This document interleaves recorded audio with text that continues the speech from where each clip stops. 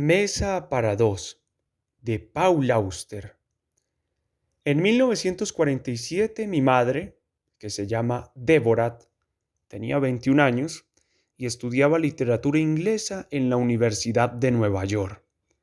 Era una chica preciosa, vehemente aunque introvertida, y sentía una gran pasión por los libros y las ideas.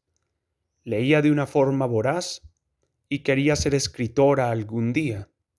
Mi padre, que se llamaba Josep, era entonces un pintor en cierne, que vivía de dar clases de arte en un instituto del West Side. Los sábados pintaba durante todo el día en su casa o en Central Park y después solía permitirse el pequeño lujo de cenar fuera. La noche del sábado en cuestión, decidió ir a un restaurante de barrio llamado La Vía Láctea.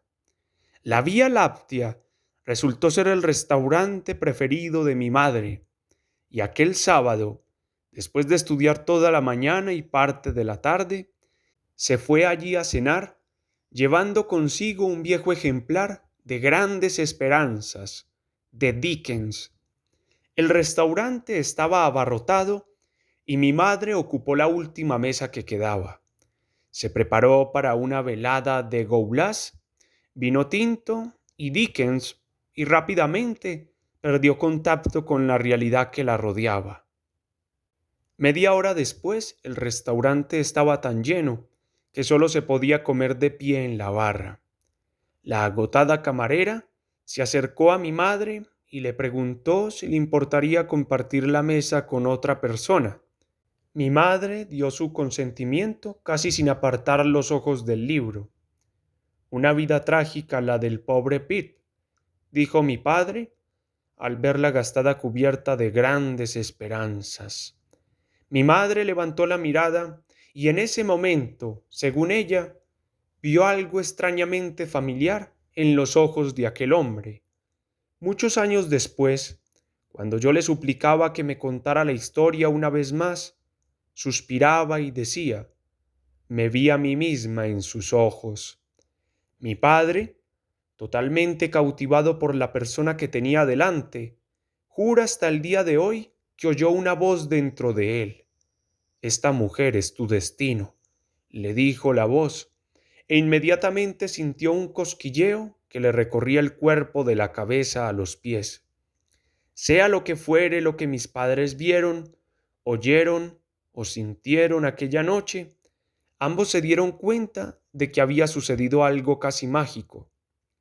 Hablaron durante horas, como dos viejos amigos que se encuentran después de mucho tiempo. Más tarde, cuando se despidieron, mi madre escribió su número de teléfono en el interior de la tapa de Grandes Esperanzas y le regaló el libro a mi padre.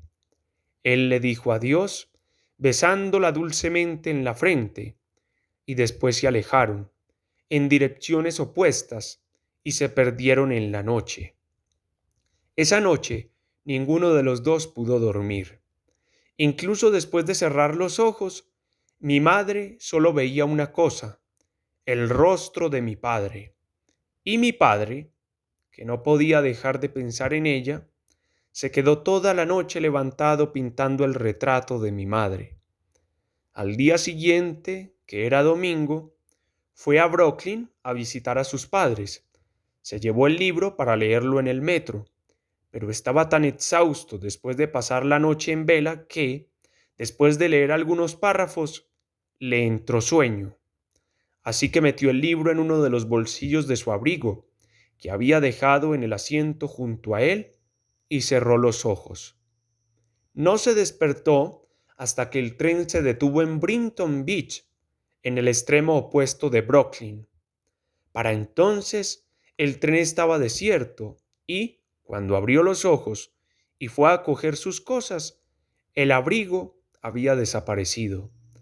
Alguien lo había robado y, dado que el libro estaba en uno de sus bolsillos, también se había quedado sin él, lo cual significaba que también se había quedado sin el número de teléfono de mi madre.